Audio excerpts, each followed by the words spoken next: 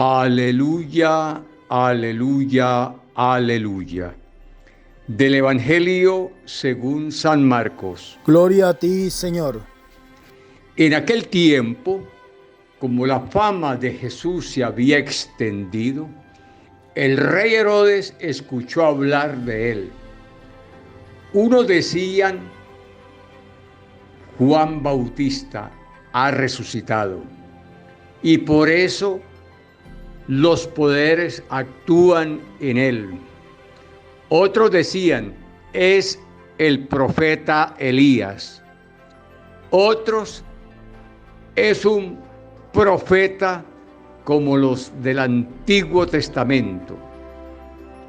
Herodes,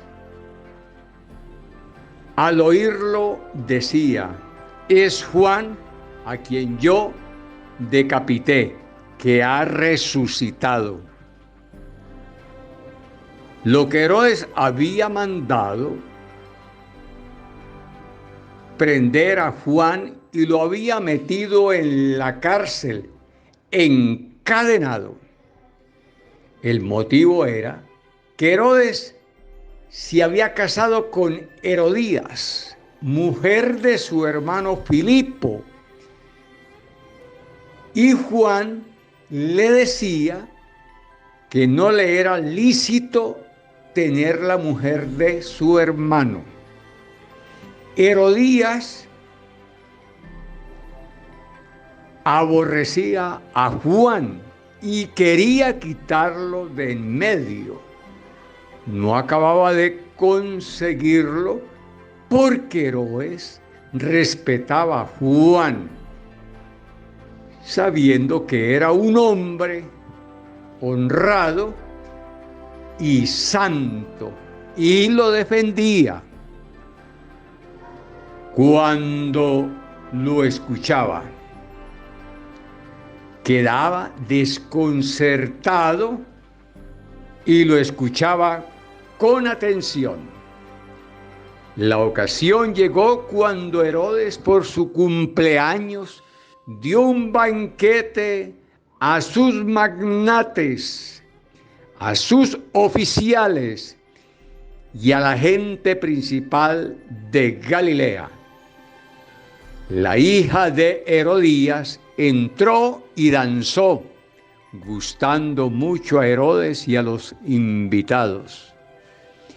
El rey le dijo a la joven: pídeme lo que quieras, que te lo doy. Y le juró: te daré lo que me pidas, aunque sea la mitad de mi reino. Ella salió a preguntarle a su mamá: ¿qué le pido? Ella le contestó: la cabeza de Juan el Bautista. Entró ella enseguida, a toda prisa, se acercó al rey y le pidió: quiero que ahora me des en una bandeja la cabeza de Juan el Bautista. El rey se puso muy triste, pero por el juramento a los invitados no quiso defraudarla. Enseguida le mandó un verdugo que trajese la cabeza de Juan. Fue, lo decapitó en la cárcel, trajo la cabeza en una bandeja y se la entregó a la joven. La joven se la entregó a su madre. Al enterarse sus discípulos, fueron a recoger el cadáver y lo sepultaron. Palabra del Señor. Gloria a ti, Señor Jesús. Ven, Espíritu Santo, ven por medio de la poderosa intercesión, Inmaculado Corazón de María, tu amadísima esposa. Hoy la carta de los Hebreos termina con unas recomendaciones, con unos consejos válidos para los que seguimos a Dios nuestro Señor. Conserven el amor fraterno, Y no olviden la hospitalidad. Pone como motivación tomada del Antiguo Testamento el ejemplo de Abraham, que acogió muy amablemente a los 3 viajeros que resultó que eran ángeles del Señor, o el Señor en la persona de estos ángeles. Segundo consejo o recomendación: vivan sin ansia de cosas materiales. La avaricia, dice la carta a los hebreos, que es la idolatría del dinero, es una de las cosas que más se debe evitar. Por el ansia del dinero, por la idolatría al dinero, son los males que hoy día vivimos en nuestros pueblos. Y eso golpea a toda la sociedad, al mundo entero. Es la recomendación. Eso vale para los religiosos, vale para nosotros, vale para todo aquel que ha tomado la decisión de seguir a Cristo. Al contrario, confórmense con lo que tengan, con una cierta austeridad de vida, y así ser más libres para el anuncio del reino de Dios. Esa es la crítica que recibimos nosotros los religiosos, los sacerdotes. El padrecito es chévere, dice la gente sencilla, la gente de los barrios, Tenemos un padrecito muy chévere, muy buena persona, pero le gusta la plata. No pela. Eso es, le hemos escuchado que dice, ¿cuánto hay para eso? Eso nos golpea a todos. Eso nos da a todos. Esto no solamente para la clase dirigente, para los políticos de hoy. También esa idolatría del dinero ha minado el área religiosa a los religiosos. Qué fuerte, qué duro.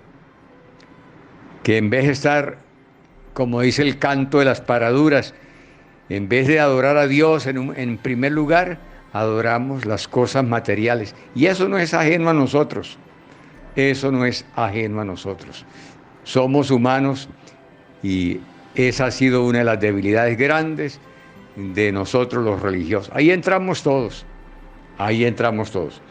Otra recomendación: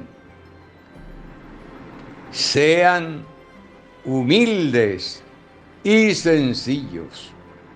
Humildes, algo difícil para nosotros también, entender la humildad, traducir la humildad no como agachar la cabeza porque me toca agacharla, no, la humildad del Evangelio, la humildad de María, la humildad de Jesucristo.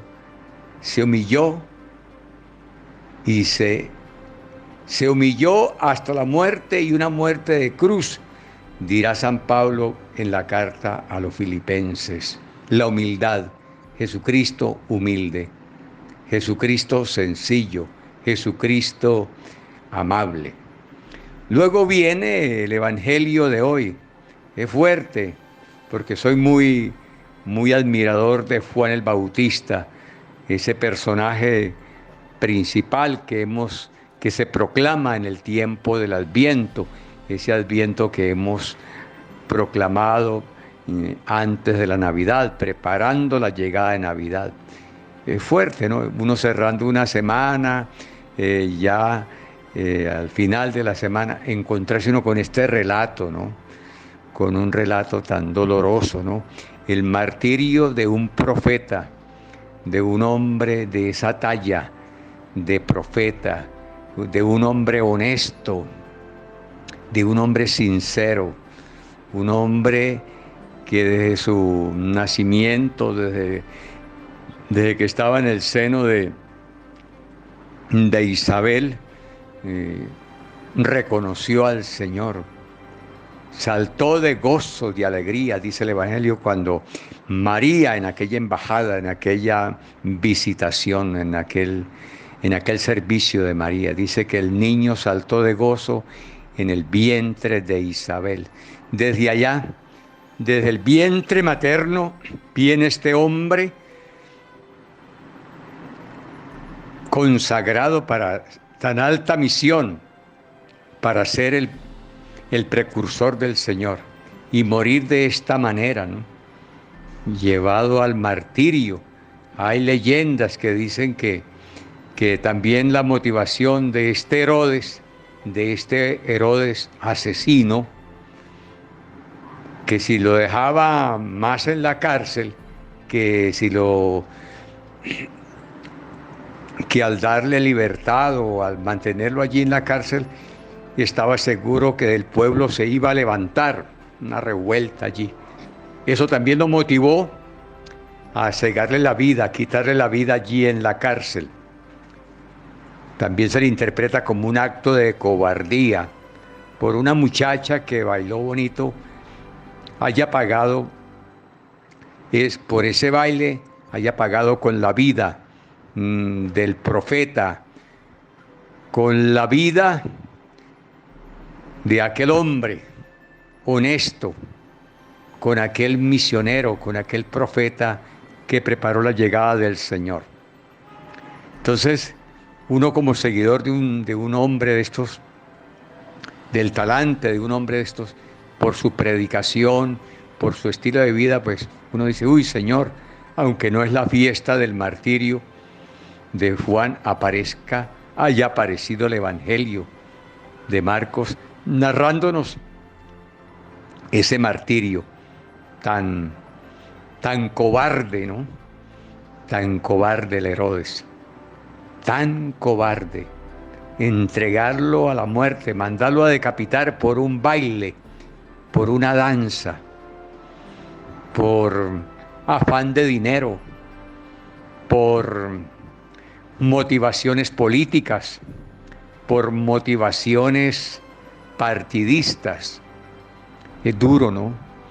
Lo que sucedió, por ejemplo, con Monseñor Romero en El Salvador, por cuestiones políticas, asesinar un hombre con esa predicación, un apóstol de los pobres, ¿no? Porque ese es el problema, que si uno trabaja en un barrio pobre y está allí en favor de la gente pobre, entonces lo tildan de comunista, ¿no?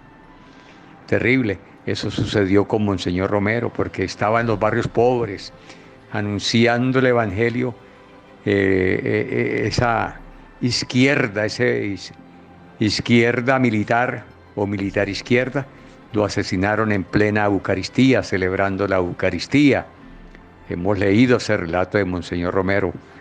Allí se mezcló la sangre del mártir con la sangre de Jesucristo, porque ya había él consagrado en aquella Eucaristía.